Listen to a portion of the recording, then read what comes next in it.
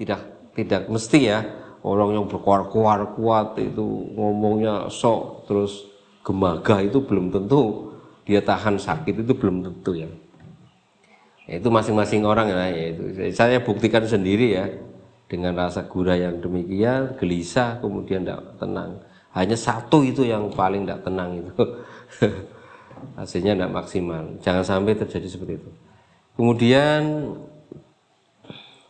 sampaikan hal-hal yang harus dihindari karena bisa membuat proses terapi gula tersebut dinilai gagal. Itu salah satunya adalah baru beberapa menit dia tidak tahan terus dibersihkan. Nah itu namanya gagal, ya, namanya gagal.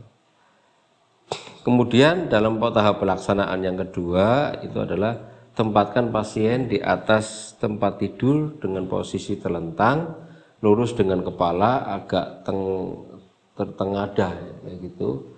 Kemudian tanpa bantal ya. Itu kalau bantal kan agak tinggi, jadi tanpa bantal jadi dia kayak gini. Nanti kan masuk cairannya masuk semua.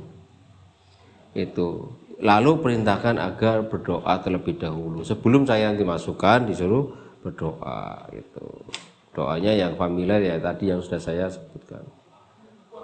Kemudian yang C, perintahkan klien menarik napas panjang setelah berdoa ya. Itu perintahkan klien menarik napas panjang. Itu keluarkan nafas ya.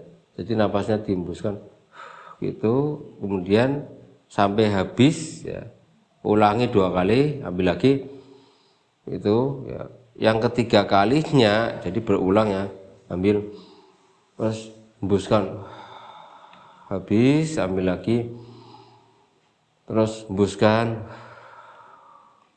terus ambil lagi ketiga kalinya ya.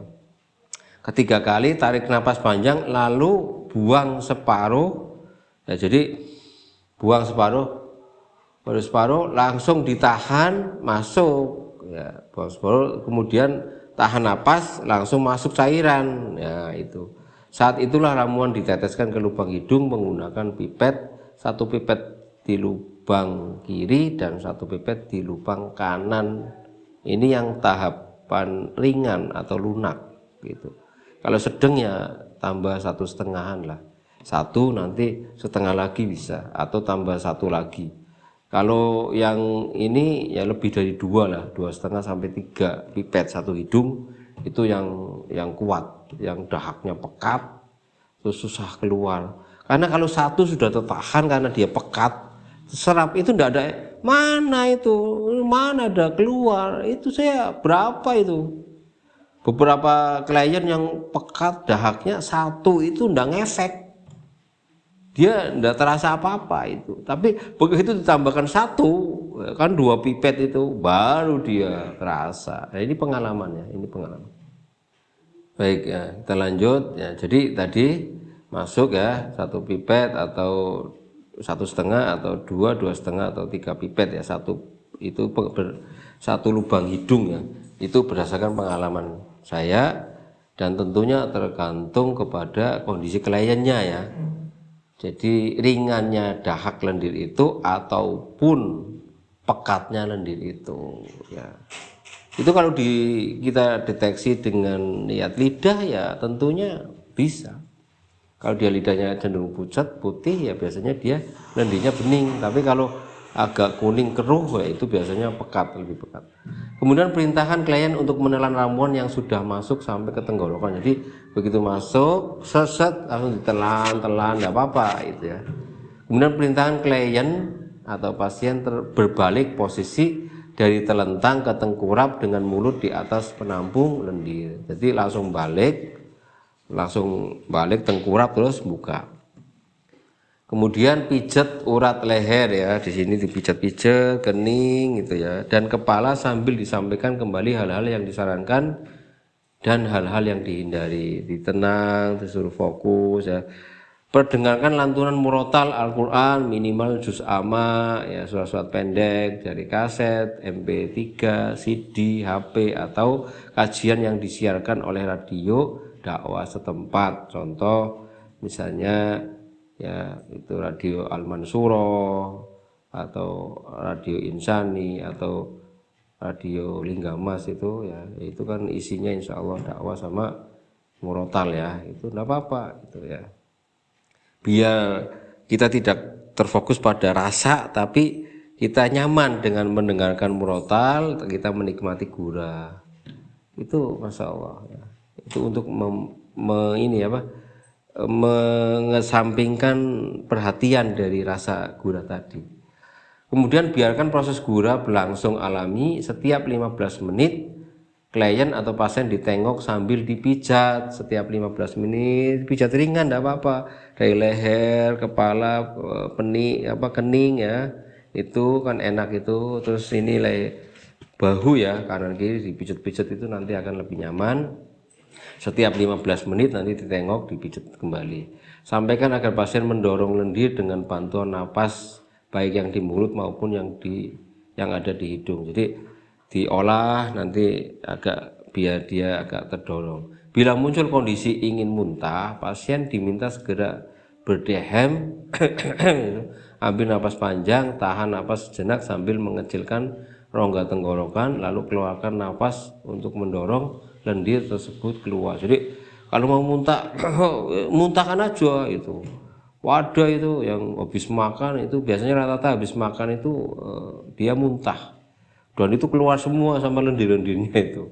Habis itu plong itu. Jadi kalau bisa ya jangan habis makan kekenyangan terus gula.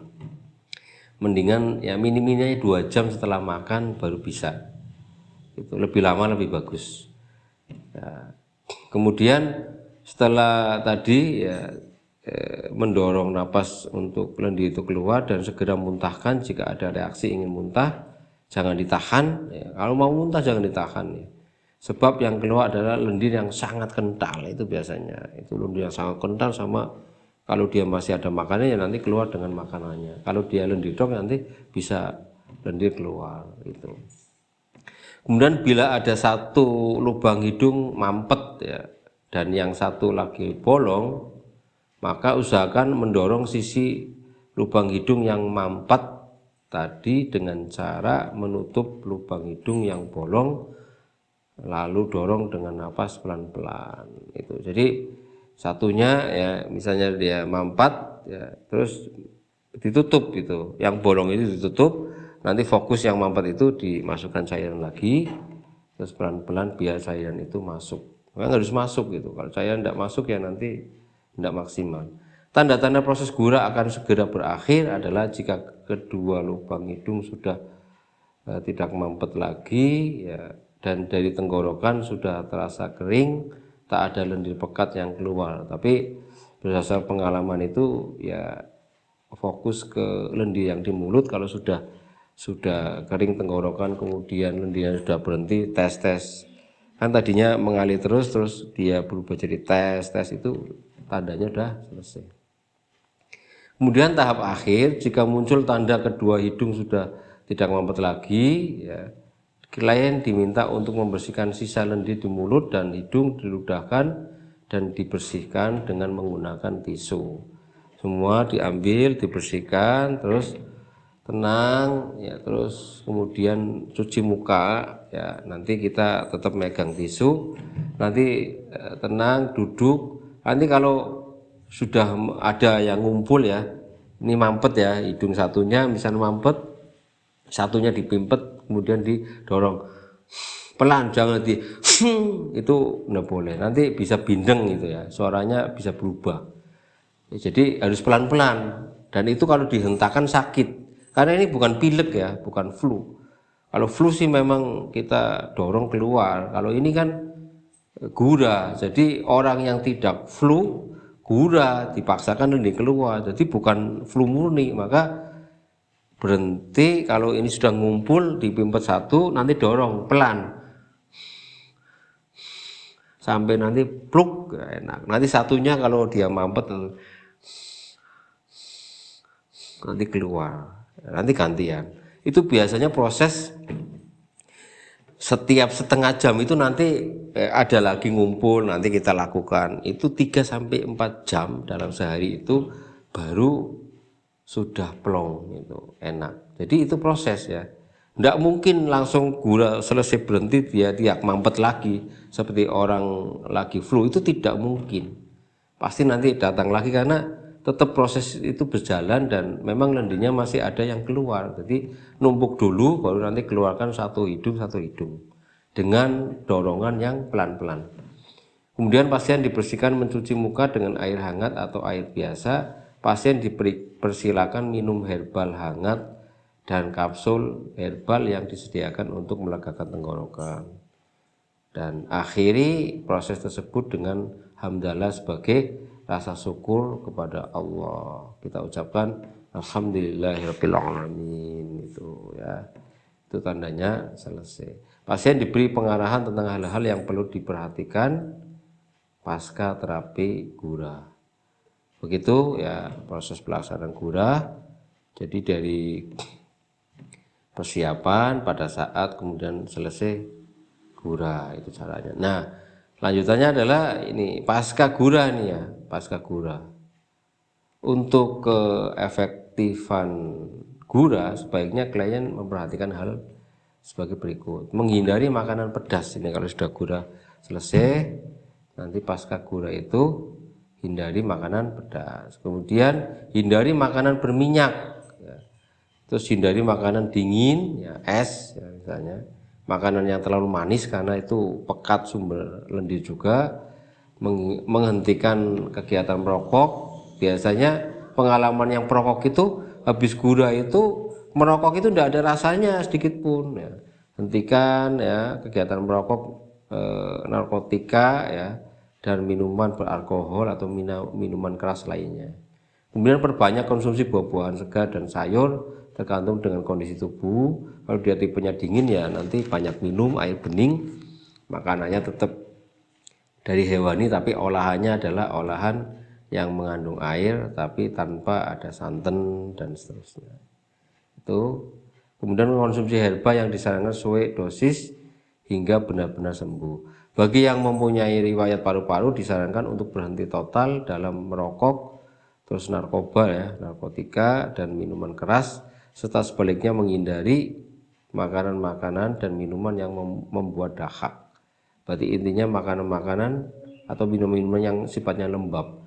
Tandanya lembab adalah ketika digenggam bahan itu kemel-kemel, kemudian lengket-lengket, itu bahan yang lembab. Nanti buah pun tingkat-tingkatan. Kalau dia membusuk terus lengket-lengket berarti dia ada lendir banyak, itu lembab. Nah, itu dihindari.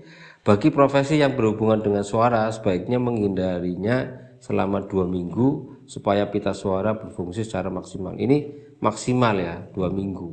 Kalau penyanyi ya paling enggak dia jangan bersuara lantang dulu.